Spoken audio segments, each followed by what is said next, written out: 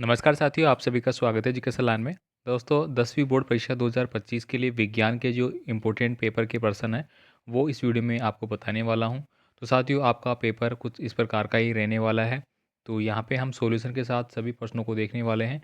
इसके अलावा साथियों आपसे रिक्वेस्ट है, जितने भी पेपर की PDF फाइल मैं आपको शेयर कर रहा हूँ वो आप हमारे ऐप से डाउनलोड कर सकते हैं। ऐप का नाम आपको एजुकेशन लाइन सर्च करना है प्ले स्टोर पर, या फिर डिस्क्रिप्शन बॉक्स में लिंक दिया गया है जहाँ से भी आप उसको डाउनलोड कर सकते हैं। तो चलिए यहाँ पे स्टार्ट करते हैं। इसके अलावा दोस्तों मैंने आपको क्वेश्चन बैंक जो जारी हुई थी आपकी सिक्योरिटी मिशन वाली, वो भी अपलोड कर दी है, जो कि आप वहाँ से ले सकते हैं। और उसके रिगार्डिंग भी इम्पोर्टेंट जो पर्सन थे वो हमने ऑलरेडी डिस्कस कर लिए हैं। और हिंदी के जो पेपर है वो भी है, तो वो भी आप ज़रूर ले लेना। यहाँ पे देखिए अपन स्टार्ट करते हैं पहले पर्सन से। उत्सर्जन की क्रिया में भाग लेने वाली जो वृक्क की इकाई है वो क्या होती है? तो दोस्तों वो हमारा ऑप्शन नंबर डी है, वो सही आंसर हो जाएगा यहाँ पे वक्राणु। नेक्स्ट क्वेश्चन देखिए, किस हार्मोन की कमी से घेंगा रोग होता है? तो घेंगा रोग जो है दोस्तों वह थायरोक्सिन हार्मोन की कमी से होता है, तो यहाँ पे ऑप्शन नंबर बी है वो आपका सही आंसर रहेगा। आगे देखिए, वृद्धि का संदमन करने वाले हार्मोन का उदाहरण है वो क्या होगा? जो वृद्धि होती है उसके लिए दोस्तों आपका जिब्रेलिन हो जाएगा, तो ऑप्शन नंबर ए आप यहाँ पे टिक करेंगे। अगला देखिए, मेंडल का प्रथम नियम क्या था? तो साथियों मेंडल का जो प्रथम नियम था वो था पृथक्करण का नियम, तो ऑप्शन नंबर ए है वो आपका यहाँ पे सही आंसर होता है। आगे देखिए, यहाँ पे अगला पूछा गया है, एक कांच के टुकड़े या स्लेब की जो क्षमता है वह कितनी होती है? तो साथियों उसकी क्षमता है वो 0 होगी, तो यहाँ पे ऑप्शन नंबर ए आप टिक करेंगे। नेक्स्ट देखिए, कौन सा प्रकाश सबसे कम कोण पर झुकता है? तो साथियों सबसे कम प्रकाश जो कोण पे झुकता है वो हमारा रेड कलर होगा, मतलब लाल प्रकाश। दोस्तों आपने प्रिज्म के बारे में पढ़ा होगा। प्रिज्म से जो हमारी लाइट है वो आती है, कोई भी कौन सी लाइट, वाइट कलर की लाइट होनी चाहिए। तो ये क्या करती है, हमारी 7 कलर में डिवाइड हो जाती है। कौन कौन से कलर में? 7 कलर में, जिसको अपन विब्रो बोलते हैं। तो दोस्तों यहाँ पे सबसे पहले जो डाइवर्जन होता है वो हमारा रेड कलर का ही होता है, ठीक है। तो यहाँ पे ऑप्शन नंबर डी आपका सही आंसर रहेगा। अगला प्रश्न देखिए, यहाँ पे एक म्यू को व्यक्त करते हैं। दोस्तों एक म्यू जो है वो 10 की पावर 6 एम्पियर को व्यक्त करता है, तो ऑप्शन नंबर डी आप टिक करेंगे। प्रतिरोधकता का मात्रक क्या होता है? तो साथियों प्रतिरोधकता का जो मात्रक है वो म्यू होता है, तो यहाँ पे बी पे आप टिक करेंगे। नेक्स्ट देखिए, यहाँ पे आपको एक समीकरण ये दिखाया दे रहा होगा, ठीक है। तो यहाँ पे देखिए ये प्रश्न दोस्तों आपको 2024 में आ चुका है। ये समीकरण जो है वो किस प्रकार की अभिक्रिया को रिप्रेजेंट करता है? तो ये विस्थापन अभिक्रिया को रिप्रेजेंट करता है, तो ऑप्शन नंबर डी है वो सही आंसर रहेगा। अगला देखिए, कौन सा चिन्ह उत्पाद के अवक्षेप के रूप में प्राप्त होने पर लगाया जाता है? तो यहाँ पे दोस्तों जो डाउन एरो है ये वाला, ये हमारा यहाँ पे सही आंसर रहेगा।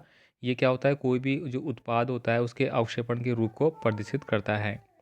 अगला देखिए, पृथ्वी की भूपट्टी में सर्वाधिक मात्रा में मिलने वाली जो धातु है वो कौन सी होगी? तो दोस्तों ये होती है हमारी एल्यूमिनियम, तो ऑप्शन नंबर सी है वो सही आंसर रहेगा यहाँ पे। आगे देखिए, यहाँ पे अगला है एल्यूमिनियम फेर और जिंक की अभिक्रियाशीलता का सही बढ़ता क्रम आपको बताना है। तो इस प्रश्न का सही आंसर ऑप्शन नंबर ए हो जाएगा। सबसे पहले तो क्या हो जाएगी यहाँ पे एफी, फिर जिंक, फिर एल्यूमिनियम। नेक्स्ट देखिए, अब अगला है हाइड्रोक्लोरिक अम्ल की जलीय विलयन में उपस्थित जो है वो होता है। तो यहाँ पे दोस्तों ये हो जाएगा Cl यानी क्लोरीन के माइनस और H2 के माइनस, बी नंबर का। अगला देखिए, यहाँ पे नर युग्मन तथा मादा युग्मन के संलयन से बनता है। तो दोस्तों इनके संलयन से क्या होता है, युग्मन का निर्माण होता है, युग्मनज का, तो ऑप्शन नंबर ए है वो आपका टिक सही करना है। चुंबकीय क्षेत्र रेखाएं जो होती है, तो साथ ही चुंबकीय क्षेत्र रेखाएं जो है वो एक बंद वक्र का निर्माण करती है, एक क्लोज पाथ का निर्माण करती है, ठीक है। तो यहाँ पे ऑप्शन नंबर सी आप सही आंसर करेंगे। उसके बाद देखिए, यहाँ पे रिक्त स्थान वाले प्रश्न आते हैं आपके, ये भी आपके एक एक नंबर के प्रश्न रहने वाले हैं। तो यहाँ पे देखिए पहला पूछा गया आपको, शरीर में विभिन्न पदार्थों का एक स्थान से दूसरे स्थान पर संचरण है वो कहलाता है। तो दोस्तों इसको अपन परिवहन बोलते हैं, तो ऑप्शन नंबर यहाँ पे आपको ये लिखना है परिवहन। आगे देखिए, यहाँ पे अगला रिक्त स्थान है जिसमें पूछा गया है कि सोडियम, मैग्नीशियम तथा एल्यूमिनियम जो धातुएं हैं वो किससे अधिक क्रियाशील होती है?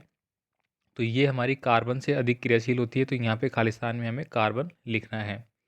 आगे देखिए अगला प्रश्न है, एक जीव में नर तथा मादा जननांगों का पाया जाना कहलाता है। तो दोस्तों इसको अपन उभयलिंगी कहेंगे, उभयलिंगिता, मतलब एक में कोई भी मानव है उसमें नर और मादा दोनों के अगर जननांगों का मिश्रण देखने को मिलता है तो उसको अपन उभयलिंगता बोलेंगे। मीठा सोडा और टार्ट्रिक अम्ल का जो मिश्रण है वो क्या कहलाता है? उसको अपन बेकिंग पाउडर बोलते हैं, तो ये आपको यहाँ पे लिखना होगा। अगला देखिए, यहाँ पे यदि किसी लेंस की क्षमता 0.25 डी है, तो वह लेंस क्या कौन सा प्रकार का होगा, तो वह लेंस है वो हमारा उत्तल प्रकार का होगा। आगे देखिए संसार के सबसे छोटे आवेश का मान है वो कितने कूलाम होता है, तो ये होता है हमारा 1.6 इंटू 10⁻⁹ कूलाम। नेक्स्ट देखिए अगला है, जो जंतु पेड़ पौधे व अन्य जंतुओं को खाते हैं उनको अपन सर्वहारी कहते हैं। मतलब वो पेड़ पौधे भी खा रहे हैं और जंतुओं को भी खा रहे हैं, मतलब एक प्रकार से अपन कह सकते हैं कि वो शाकाहारी और मांसाहारी दोनों प्रकार के हैं। उनको अपन सर्वाहारी बोलते हैं, मतलब वो सभी चीज़ें खा लेते हैं। उसके बाद देखिए यहाँ पे अगले प्रश्न जो कि आपके अति लघुतात्मक प्रश्न होंगे, जो कि आपको एक शब्द या एक पंक्ति में उत्तर देना होगा। ये आपके 1 नंबर के रहने वाले हैं। देखिए यहाँ पे पूछा गया है कि तनुकरण किसे कहते हैं, तो यहाँ पे लिखेंगे जल में अम्ल या क्षार मिलाने पर आयन की जो सांद्रता है वो उसमें इकाई आयतन की कमी हो जाती है, जिसे हम तनुकरण कहते हैं, तो इसे आपको लिखना होगा।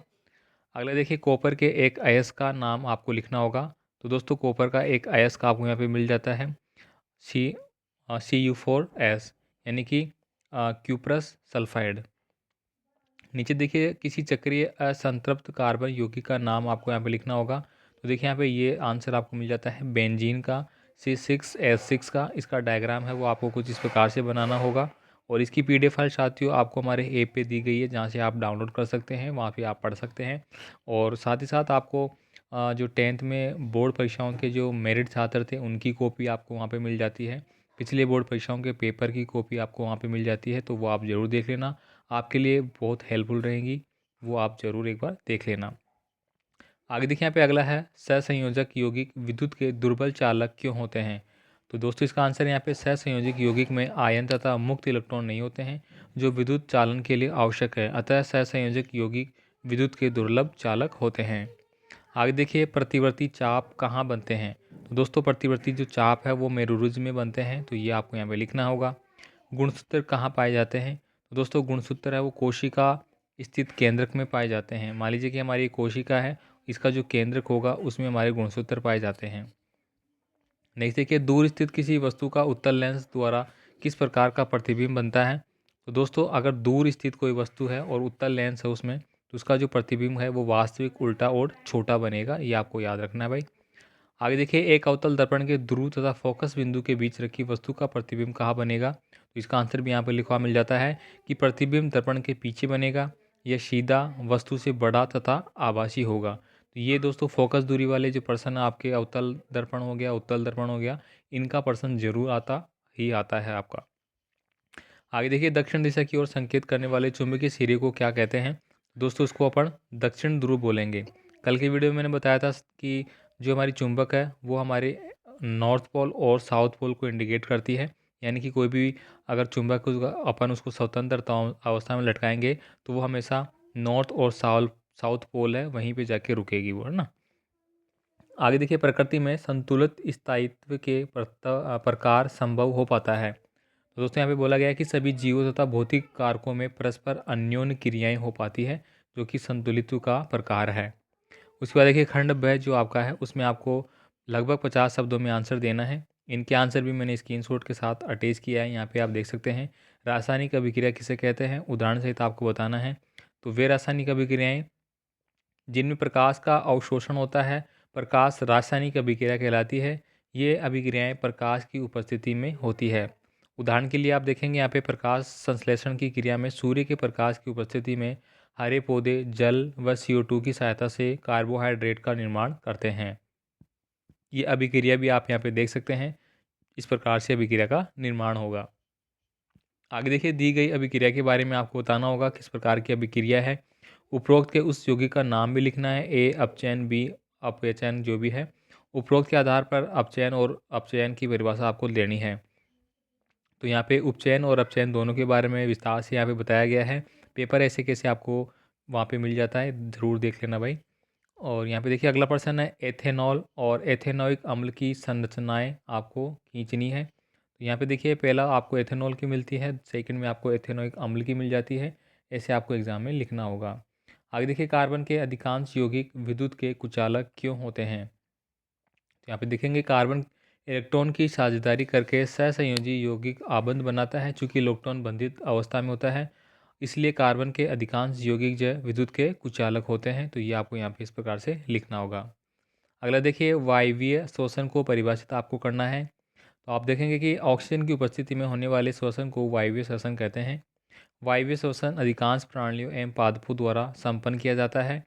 इस प्रक्रिया में ग्लूकोज का पूर्ण ऑक्सीकरण होकर CO2 जल तथा मोचित ऊर्जा जो ATP के निर्माण है वो होता है, और वायवीय श्वसन में ऊर्जा का मोचन अत्यधिक होता है। अब यहाँ पे समीकरण के माध्यम से ये आपको स्पष्ट किया गया है, ये आप देख लेना इसको। नेक्स्ट प्रश्न देखिए यहाँ पे DNA और प्रतिकृति का प्रजनन में क्या महत्व है। नर जननांगों का नामांकित चित्र आपको बनाना है, ठीक है।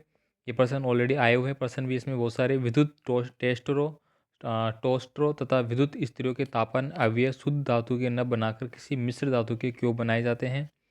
ओम के नियम को स्थापित करने के लिए एक परिपथ चित्र आपको बताना होगा। इसके बाद देखिए विद्युत तापन का प्रयोग प्रकाश उत्पन्न करने में होता है, उदाहरण देकर आपको समझाना है।